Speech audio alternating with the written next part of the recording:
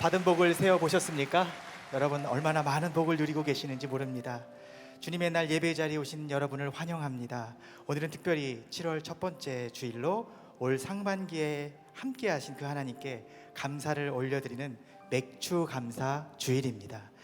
이 자리 함께 오신 여러분, 함께 이 시간에 일어나서 다 함께 하나님의 말씀을 한 목소리로 합독하심으로 주님 앞에 예배를 열도록 하겠습니다. 오늘 함께 선포하실 주님의 말씀은 시편 136편의 말씀입니다. 마음에 감사를 가득 담고 우리 속에 영과 혼까지 들을 수 있도록 힘차게 선포하겠습니다. 여호와께 감사하라. 그는 선하시며 그 인자하심이 영원함이로다. 신들 중에 뛰어난 하나님께 감사하라. 그 인자하심이 영원함이로다. 주들 중에 뛰어난 주께 감사하라. 그 인자하심이 영원함이로다. 홀로 큰 기이한 일들을 행하시는 이에게 감사하라. 그 인자하심이 영원함이로다. 모든 육체에게 먹을 것을 주신 이에게 감사하라. 그 인자하심이 영원함이로다. 하늘의 하나님께 감사하라. 그의 인자하심이 영원함이로다. 아멘. 오늘 우리 예배를 기뻐 받으신 하나님께 감사와 영광의 박수를 올려드리겠습니다. 할렐루야.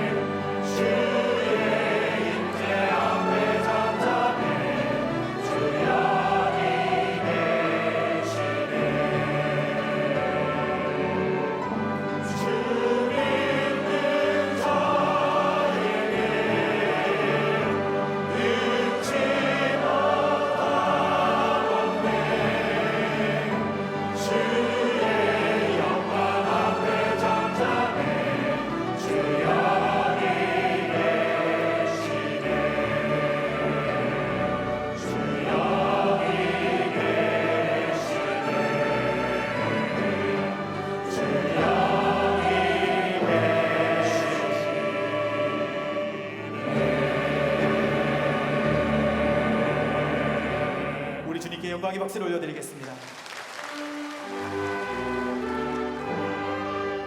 온 우주의 주인이신 우리 주님께 주의 이름을 높이며 찬양합니다.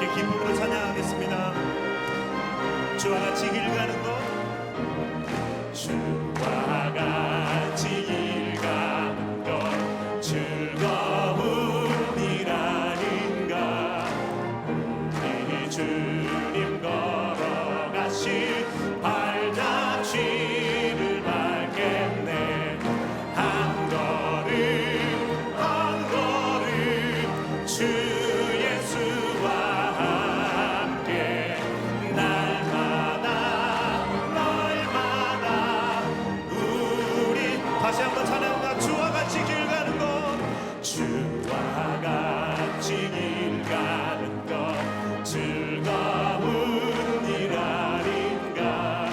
우리 주님 걸어가신 발자취를 한 걸음 한 걸음 한 걸음 한 걸음 주 예수와 함께 날마다 날마다 우리가 한 걸음 한 걸음 한 걸음 한 걸음 주 예수와 함께 날마다 날마다 우리가 다시 한번 찬양합니다. 한 걸음 한 걸음 한 걸음 한 걸음 주 예수와 함께 날마다 날마다 우리 걸어가니. 할렐루야.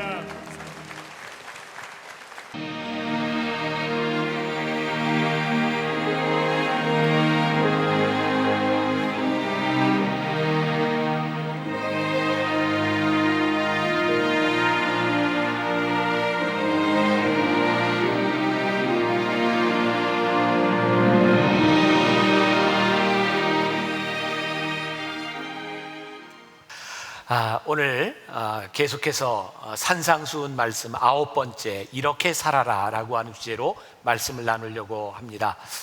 제가 말씀을 준비하면서 참 하나님의 인도하심이 마치 퍼즐처럼 이렇게 맞춰져 간다라는 느낌이 들었어요. 저희가 오늘 맥주감사 예배로 드리고 있는데 제가 따로 맥주감사에 대한 말씀을 준비하지 않았습니다.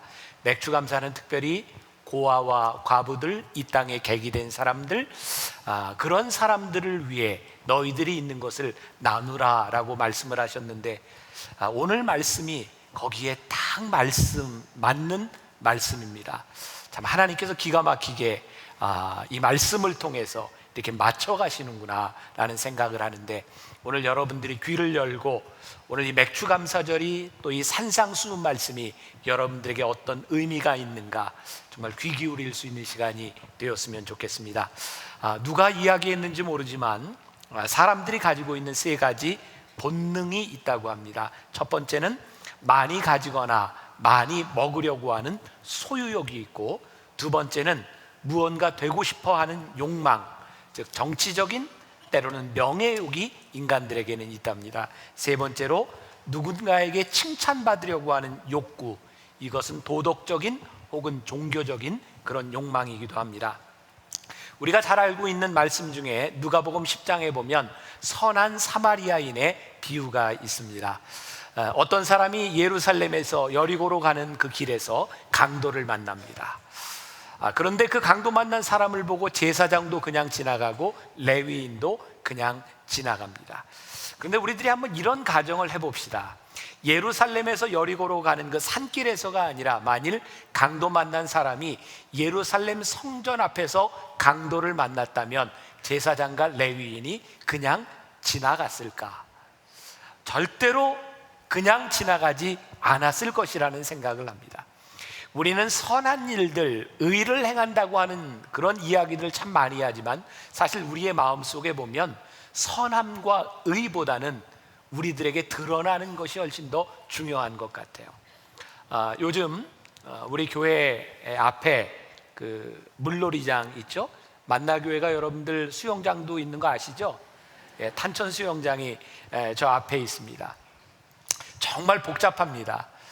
사람들이 그곳에 가기 위해서 차도 저희 교회에 세워놓고 또 오고 가면서 우리 교회 화장실에 들어와서 다 닦고 가기도 하고 정말 지저분하게 되어 있어요.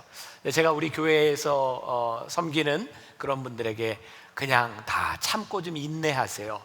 교회가 그 사람들에게 편의를 봐주면 얼마나 좋겠습니까? 그래서 교회 주차장도 다 오픈을 해놓고 있습니다. 그런데 요즘 문제가 되는 것은 사람들이 거기에서 음식물을 먹고 싸가지고 가다가 저희 교회 쓰레기 놓는 곳에 수거함에 쓰레기를 놓고 가는데, 문제는 분리수거를 해야 되는데 그냥 버리면 가져가질 않습니다. 그래서 그 쓰레기통에 이렇게 써놓은 CCTV로 보고 있습니다. 여러분들 쓰레기를 버리지 마세요. 그래서 우리 교회 직원 중에 한 사람은 하루 종일 CCTV에서 그 쓰레기를 감시하고 있습니다.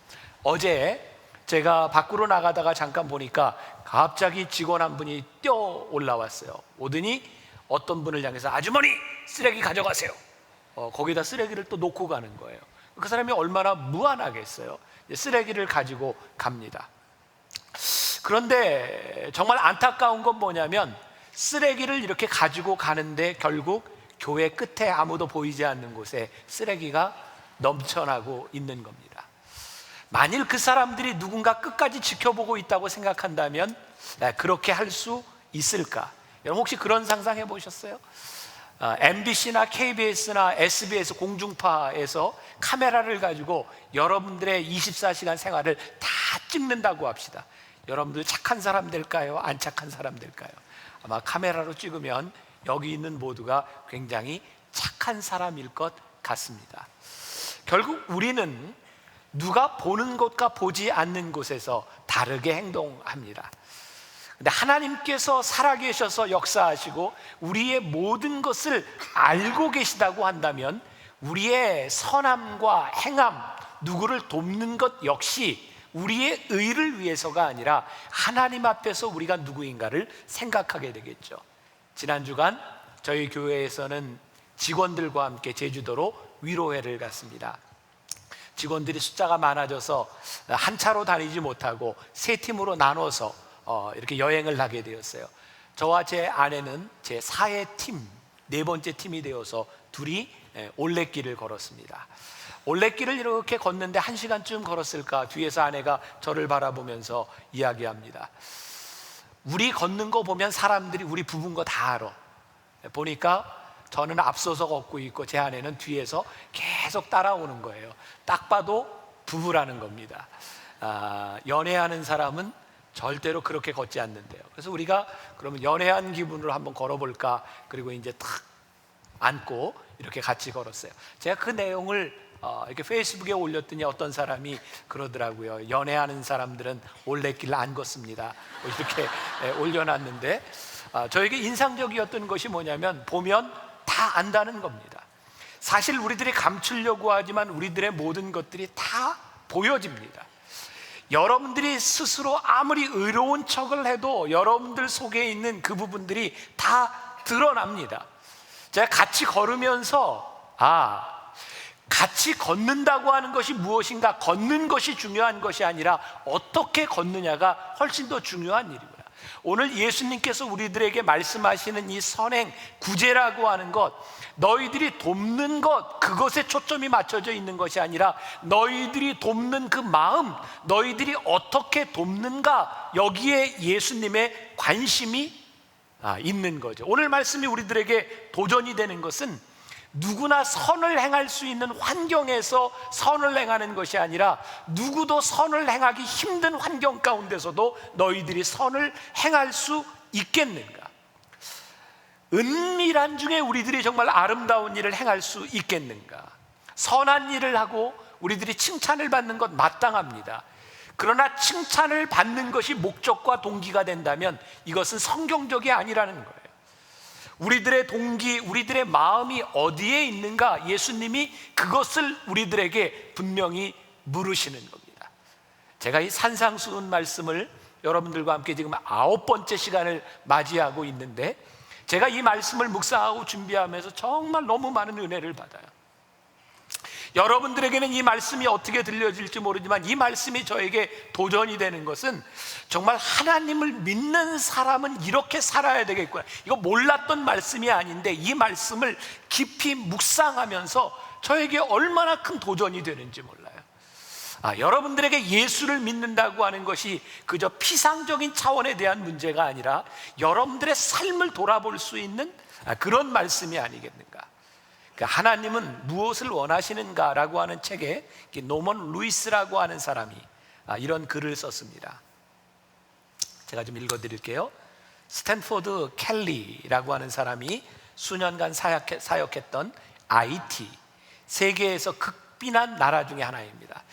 이 나라의 어느 교회에서 추수감사절을 축하하며 각 교인이 사랑의 헌금을 드렸습니다. 한 10대 소년이 드린 봉투에 꽤 많은 돈이 들어있었습니다. 석 달치 임금에 해당하는 돈이었습니다. 켈리는 그 소년을 찾아보았지만 한참이 지난 후에 켈리는 마을에서 그를 만나게 되었고 헌금의 경위를 설명해 달라고 했습니다. 소년은 헌금을 위해 자기가 가지고 있던 말을 팔았다고 했습니다. 왜 축하 파티에 나오지 않았냐고 물으니까 입고 갈 옷이 없었다는 것입니다. 그 소년은 예수 그리스도를 사랑한 사람이었고 그는 하나님의 마음을 알고 하나님의 마음으로 그의 귀한 것을 드릴 수 있는 사람이었습니다. 켈리는 이 소년의 이야기를 가는 곳마다 간증하며 집회에서 이야기했습니다. 어느 날 집회를 끝나고 나서 부유한 차림의 여인이 지갑에서 돈을 꺼내주며 소년에게 옷을 사주라고 했습니다. 켈리는 실망했습니다. 그리고 여인을 똑바로 쳐다보며 말했습니다. 제가 그 소년의 이야기를 한 것은 이런 옷값을 받기 위해서가 아닙니다. 소년의 헌금이 하나님께 귀했던 것처럼 당신도 하나님을 위해 귀한 일을 하도록 하기 위해서입니다.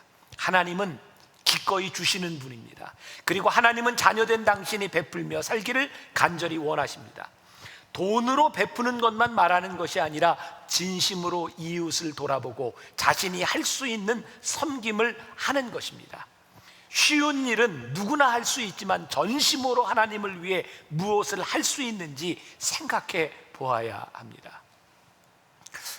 제가 퍼즐처럼 맞춰간다라는 이야기를 했는데 연초에 저희 교회가 운영하고 있는 월드 휴먼 브릿지 NGO 단체를 통해서 세브란스 병원과 함께 미혼 모자들을 돕는 3년 동안 그 자녀들을 이렇게 백신 프로그램으로 예방 주사를 놓아주고 하는 아이들을 양육하는 프로그램에 MOU를 맺었어요. 우리가 그 사람들을 위해서 할 수 있는 일이 무엇인가, 그리고 오늘 딱 이 맥주 감사절을 맞이해서 우리들이 헌금을 그 미혼 모자들을 위해서 쓸 수 있는 상황이 되었어요. 여러분, 제가 절기 때가 되면 아마 우리 만나교회에서 절기 헌금을 제일 많이 드리는 사람이 접니다. 왜냐하면 저에게 늘 그런 부담감이 있어요. 절기 때가 돼서 헌금이 되는데 이 헌금이 채워지지 않으면 어떡하나. 그래서 제가 헌금을 제일 많이 합니다. 또 이런 얘기하면 얼마나 하는지 또 궁금하죠. 아무튼 제일 많이 해요. 그런데 오늘 제가 맥주감사 헌금을 준비하면서 제가 가지고 있는 헌금을 다 모았어요. 그런데 제가 평소에 하던 헌금의 반도 되지를 않았어요.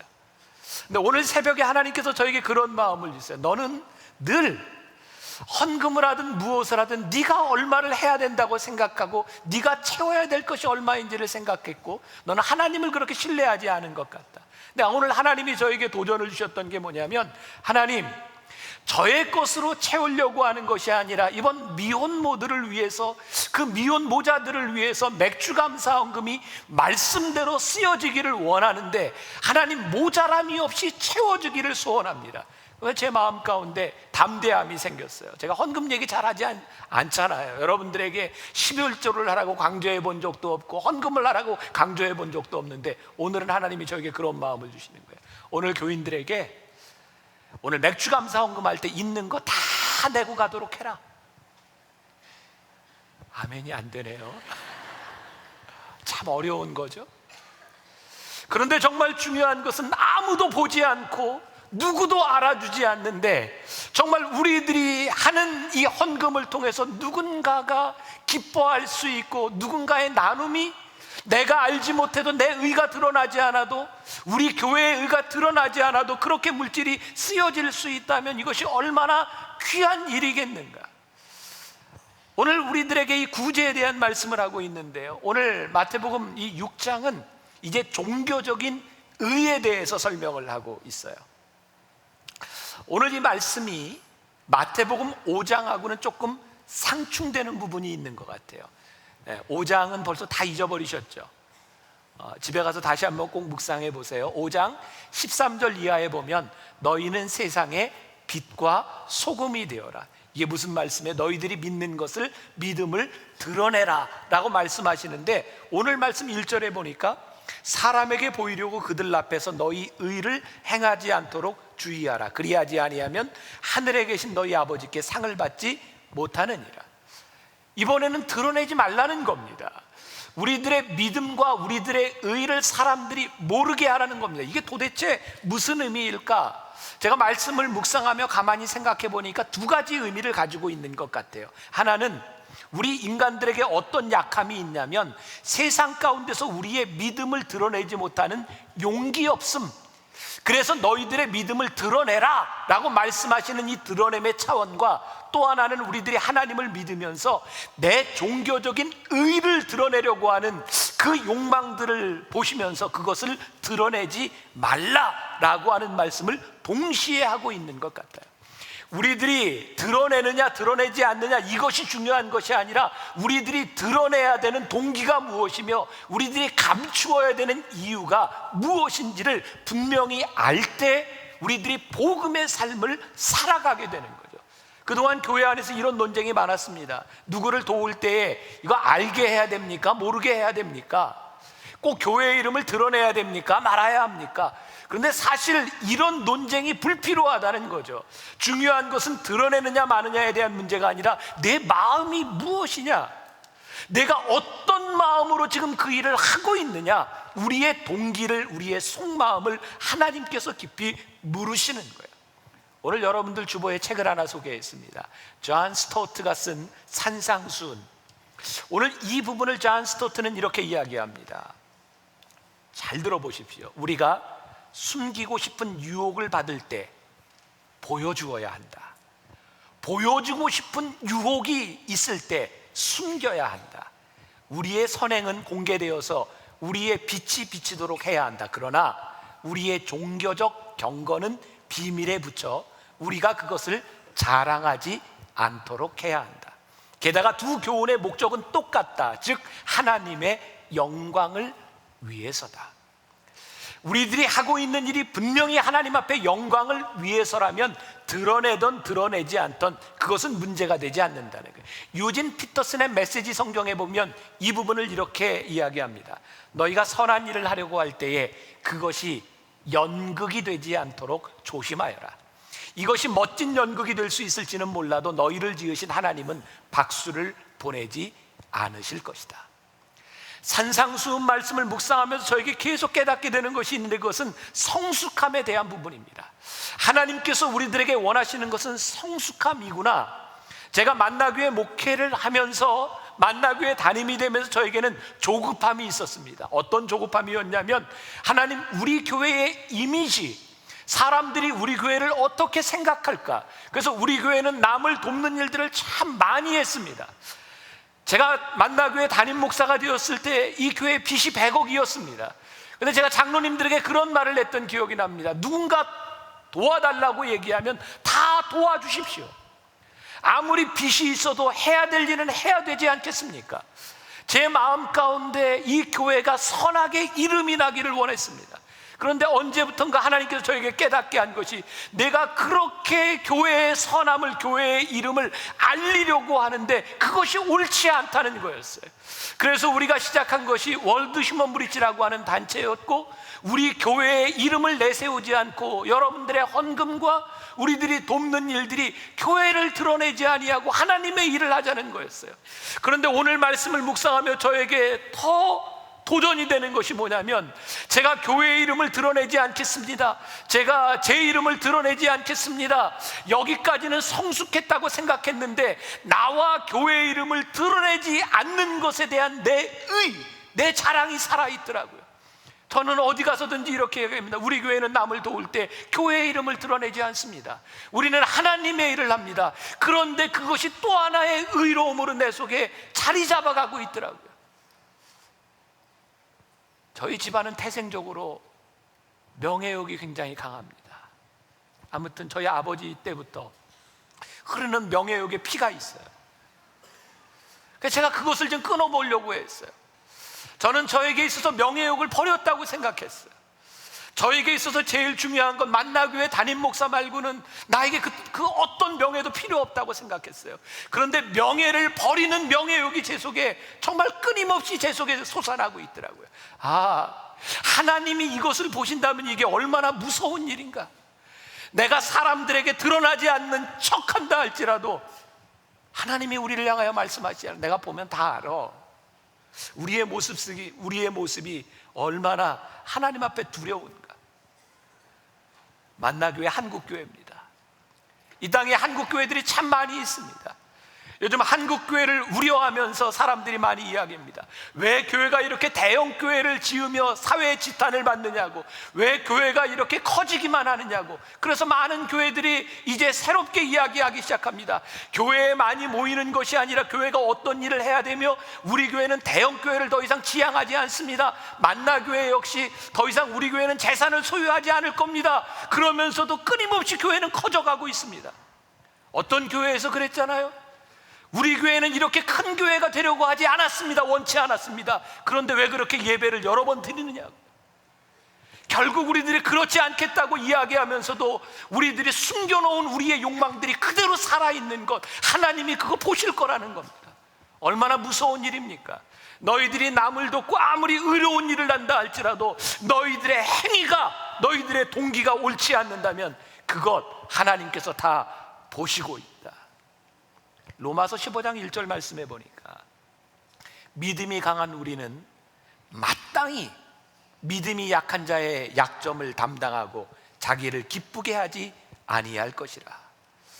제가 산상수 말씀을 묵상하면서 깨닫게 되는 것이 뭐냐면, 이 말씀은 모든 사람을 향해 하신 말씀이 아니라 하나님을 따르겠다고 하는 자들이 마땅히 행해야 될 일에 대하여 말씀하고 있다는 사실입니다.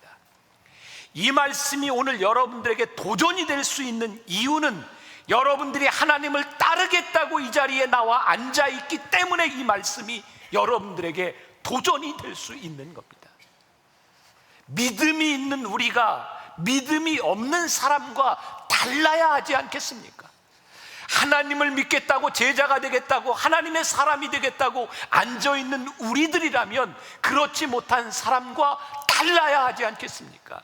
이것이 이 산상수훈을 통해서 우리들에게 주시는 도전입니다.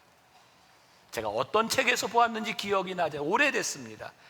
제가 이 말씀을 벌써 몇 달 전에 준비해 놓았기 때문에 이 말씀을 준비하면서 제가 써놓았던 글이 어떤 책에서 본 것 같아요. 여러분들에게 좀 읽어드리려고 합니다. 그 책에 나오는 이야기입니다. 빌이라고 하는 청년, 흐트러진 머리와 헐렁한 옷차림으로 유명한 대학생입니다. 그는 매일 똑같은 청바지에 구멍난 티셔츠를 입고 늘 똑같은 샌들을 신고 다닙니다. 그렇게 외모에 신경 쓰지 않았지만 그는 아주 영리했고 전 과목에서 A 학점을 받을 정도로 똑똑합니다. 어느 날 학교에서 열리는 집회에 참석했다가 마음이 뜨거워진 빌은 예수 그리스도를 영접했고, 교목은 빌에게 좋은 교회를 찾아가 예배를 드리라고 권면합니다. 그가 다니는 학교에서 길을 한번 건너면 작고 보수적인 교회가 하나 있습니다. 그 교회에 모이는 사람들은 예배에 참석할 때 다들 옷을 잘 차려 입습니다. 첫날 예배 시간에 빌이 늦으기 교회에 들어섰을 때 그 교회 성도들이 어떤 생각을 했을지 충분히 상상할 수 있을 겁니다. 작은 교회는 사람들로 꽉 차 있었고 빌은 자리를 찾을 수 없었습니다. 그는 늘 입는 구멍난 티셔츠에 청바지, 샌들 차림으로 강대상을 향해 중앙 통로로 걸어 내려갔습니다. 빌은 앞으로 걸음을 옮기면서 빈자리를 찾아 두리번거렸지만 빈자리는 없었습니다. 결국 빌은 맨 앞줄까지 와서도 빈자리를 찾지 못했고 강대상 정면으로 보이는 바닥에 털썩 주저앉았습니다. 무례하게 행동할 생각은 전혀 아니었습니다. 단지 더 나은 방법을 찾지 못했을 뿐입니다. 빌은 대학 강의실에서 빈자리가 없을 때 하던 똑같은 행동을 했을 뿐입니다. 바로 그때 예배당 뒤쪽에 있던 어떤 집사님이 일어나 빌에게 다가갔습니다. 그는 80대 노인으로 아주 기품 있는 신사였고, 은발에 안경을 쓰고 비싼 정장을 입은 노인은 지팡이를 짚고 천천히 통로를 따라 걸어옵니다. 소란이 일자 설교자는 설교를 멈추고 그 집사가 앞으로 나올 때까지 기다렸습니다. 사람들은 모두 그가 이 이상한 젊은이에게 다른 자리를 찾아보라거나 예배당에서 나가달라고 말할 거라고 생각했습니다. 규율이 잘 잡힌 80대 노인은 규율이 잡히지 않은 젊은 대학생의 행동거지를 이해하지 못할 거라고 생각했습니다. 그런데 모두의 예상을 깨고 그는 빌의 옆자리에 지팡이를 내려놓았습니다. 덕분에 빌은 바닥에 혼자 앉아있지 않아도 되었습니다. 강대상 앞에 나란히 앉은 두 사람을 보고 모든 성도들이 박수를 쳤습니다. 그때 목사가 이렇게 말했습니다. 오늘 제가 여러분에게 한 설교는 아마 한두 주일 여러분들 기억에 남을 것입니다. 하지만 여러분들이 본 이 설교는 남은 인생 동안 영원히 기억될 것입니다. 제가 이 글을 보면서 저에게 도전이 되었던 건 의가 무엇인가 라는 것이었습니다. 우리들이 하나님 앞에 예배를 드리며 의롭게 예배드리고 하나님을 찬양한다고 하는 것이 과연 무엇인가 라는 것이었습니다. 하나님께서 무엇을 가장 기뻐 받으셨을까? 그날 허름한 옷차림으로 자리가 없어 처음 예배를 나와 앉아있는 그 옆에 앉아있는 한 노인을 바라보며 하나님의 마음이 얼마나 기쁘셨을까? 오늘 우리들이 예배를 드리면서 의에 대하여 생각할 때 내가 생각하는 의가 아니라 하나님이 기뻐 받으시는 의가 무엇인지를 생각할 때 그것이 신앙이고 그것이 믿음이지 않겠습니까? 오늘 본문 말씀 2절, 3절, 4절 우리 같이 한번 다시 봉독해 보겠습니다. 그러므로 구제할 때에 외식하는 자가 사람에게서 영광을 받으려고 회당과 거리에서 하는 것 같이 너희 앞에 나팔을 불지 말라. 진실로 너희에게 이르노니 그들은 이미 자기 상을 받았느니라. 너는 구제할 때 오른손이 하는 것을 왼손이 모르게 하여 내 구제함을 은밀하게 하라. 은밀한 중에 보시는 너희 아버지께서 갚으시리라. 너희가 구제할 때라고 시작합니다. 이 구제라고 하는 것은 하나님을 믿는 사람들이 마땅히 해야 될 우리들 모두에게 주어진 일입니다. 그런데 이 구제하는 데 있어서 오늘 예수님이 하시는 말씀이 구제할 때 너희들이 관심을 가져야 하는 것은 하나님과의 관계의 문제다라는 거예요. 그 당시 사람들이 구제하기 위해서 바리새인들이 도움을 받아야 될 사람들을 부릅니다. 어떻게 불렀냐면 나팔을 붑니다. 여러분 오세요, 제가 여러분들 도와드리겠습니다. 그리고 사람이 모으면 나눠줍니다. 근데 예수님께서 그들의 모습을 보셨습니다. 이 외식하는 자야, 이 회칠한 무덤과 같은 자들아, 너희들이 나팔을 불 때 너희들이 원했던 것은 가난한 자들이 나오는 것을 원한 것이 아니라 네가 돕는 것을 누군가 보기를 원해서 너희들이 나팔을 불었구나. 예수님께서 그들의 외식하는 마음을 알고 계셨습니다. 오른손이 하는 것을 어떻게 왼손이 모를 수 있겠습니까? 이것을 감추라고 하는 그런 말씀이 아니라 오늘 우리들의 마음에 대한 문제입니다. 참 재밌는 표현이죠. 나팔을 불지 말라. 우리말에도 그런 말 있죠. 주둥아리로 나팔 불지 마. 이게 예수님 당시에도 그냥 그런 말을 쓰셨나 봐요. 우리가 주둥아리로 언제 나팔을 붑니까? 누가 좀 알아줬으면 좋겠어. 그래서 나팔을 불어요. 근데 그거 하지 말라는 겁니다. 가난한 사람을 돕는다고 나팔을 부는 핑계를 대지 말아라. 그것 위선이다. 유진 피터슨의 메시지 성경에 보면 이렇게 되어 있어요. 남을 위해 무슨 일을 할 때 너희 자신이 주목받지 않도록 하여라. 분명 너희도 내가 연극 배우라고 부르는 이들의 행동을 보았을 것이다. 그들은 기도하며 큰 길을 무대로 알고는 누군가 자기를 보고 있으면 긍휼을 베풀고 사람들 앞에서 연극을 한다. 물론 그들은 박수를 받지만 그것이 전부다.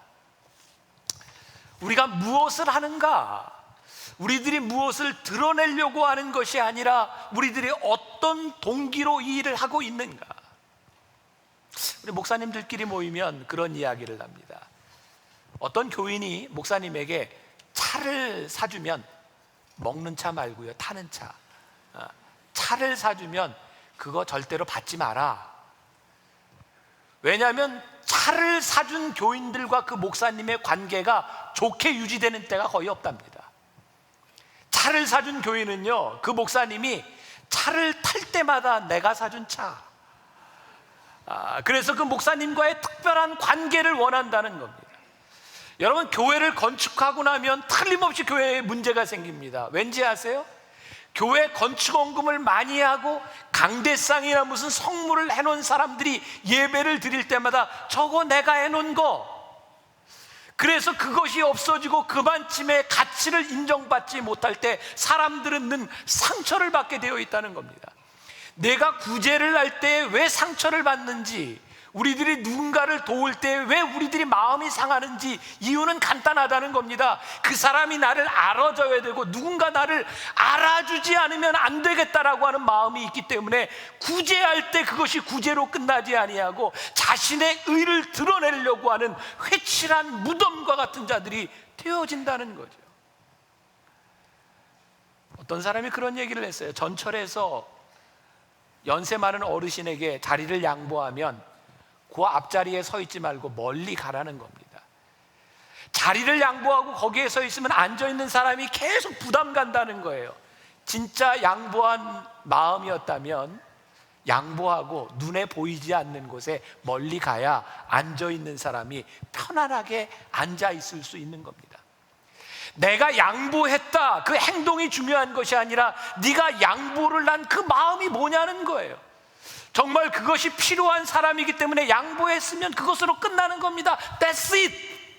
그리고 내가 그 자리를 떠나고 그것으로 하나님이 영광을 받으시고 내가 할 일을 하면 되는 겁니다. 여러분들이 소위 이타적으로 행하는 일들이 어느 날 보니까 지극히 이기적인 모습으로 전락해 버리고 말았습니다. 그리스도인들의 구제의 특징은 자기를 희생하고 그것을 잊어버리는 겁니다. 내 은밀한 중에 내 구제함을 은밀하게 하라. 은밀한 중에 부시는 너희 아버지께서 갚으시리라. 이 말씀도 좀 잘 이해가 안 되는 부분 아닙니까? 하나님께서 무슨 보상 바라지 말고 그냥 하라고 했는데 또 갚는 건 또 뭡니까? 그래서 묵상이 필요한 거예요. 말씀을 그냥 표면적으로 읽지 말고 묵상해 보세요. 제가 이 말씀을 묵상하면서 이게 무슨 뜻일까 생각해 보니까 제가 묵상하면서 답이 나왔어요. 무슨 답이냐면 여기에서 말하는 상은 우리가 생각하는 상과 하나님이 주시고자 원하시는 상의 종류가 틀리다는 겁니다. 하나님께서 우리들에게 상을 주시겠다는 그 상은요, 적어도 제가 생각할 때 이런 상일 것 같아요. 내가 그 사람을 위해서 구제하고 내가 필요한 것으로 내가 의롭게 행했을 때 그 사람에게 채워지는 기쁨, 그것이 상이구나. 나에게 어떤 보상을 받는 것이 아니라 그 사람에게 채워지는 평안함, 그 사람이 누리는 기쁨을 바라보며 내가 너무 마음이 기쁠 때 나에게 찾아오는 평안함, 그것이 우리들에게 주시는 상이로구나. 우리는 늘 누구의 보상을 바라고 누군가의 칭찬을 바라고 내가 만약에 그런 것을 바란다면 너는 이미 끝난 것이다. 은밀한 중에 보시는 하나님께서 너희들에게 주시려고 하는 것은 너희들이 경험해 보지 못한 기쁨과 평안함, 그것이다.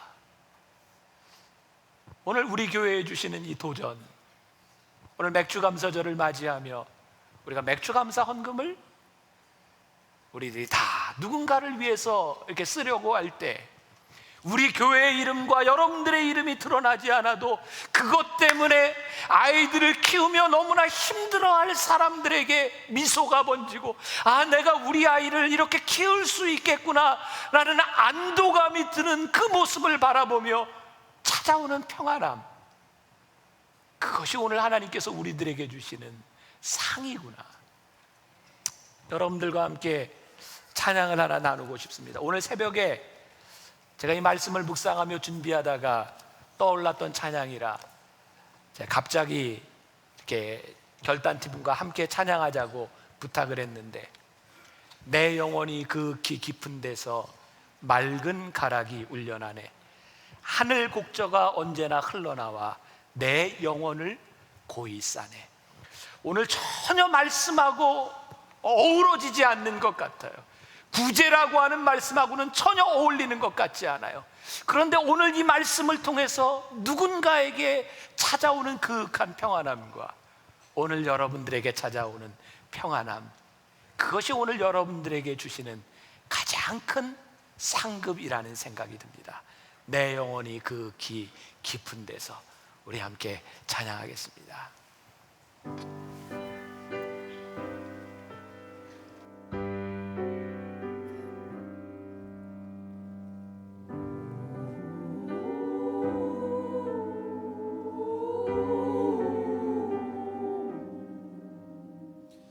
내 영혼이 극히 깊은 데서 맑은 가락이 울려나네.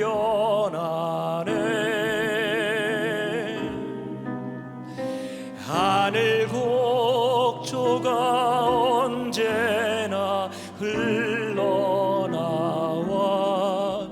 내 영혼을 고이 싸네.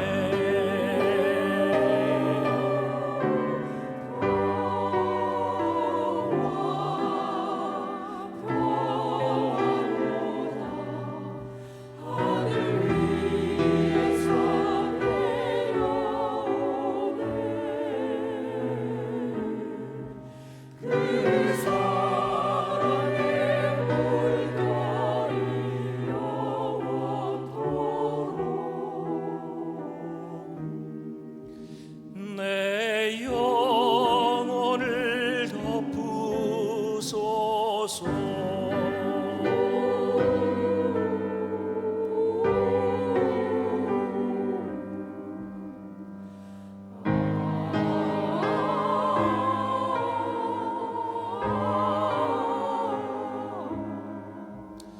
내 마음속에 솟아난 이 평안이 깊이 묻힌 보배로다.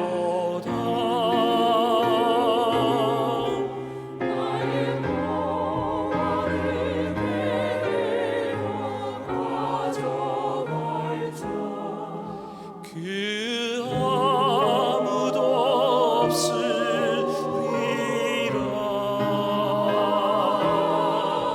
이 땅 위에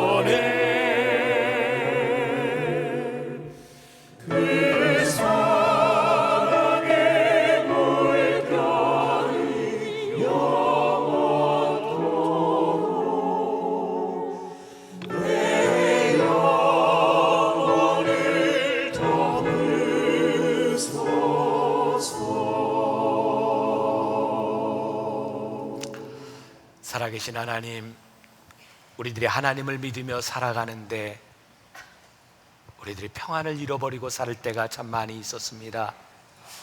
나는 선행을 행하는데, 나는 의롭게 살아가는데 가만히 보니 내 속에 꿈틀거리는 욕망들이 있었습니다. 하나님을 생각하기보다는 누군가 나를 알아줬으면, 내가 인정받지 못하는 것 때문에 잃어버린 평안이 있었습니다. 오늘 이 시간 맥주감사 예배를 드리며 우리들에게 주시는 평안을 경험하기를 원합니다. 저 하늘에서부터 내려오는 그 평안함, 내 영혼이 극히 깊은 데서 솟아나는 그 평안함, 오늘 사랑하는 주의 백성들이 이 평안함을 안고 돌아가게 하여 주옵시고, 하나님, 우리들이 마땅히 행해야 될 일들을 행하며 우리들에게 주시는 기쁨을 체험하며 살아가는 주의 백성들이 되게 하여 주옵소서. 오늘 우리의 예배, 우리의 헌신, 이 모든 것을 받으실 줄 믿사오며 예수님의 이름으로 기도했습니다. 아멘.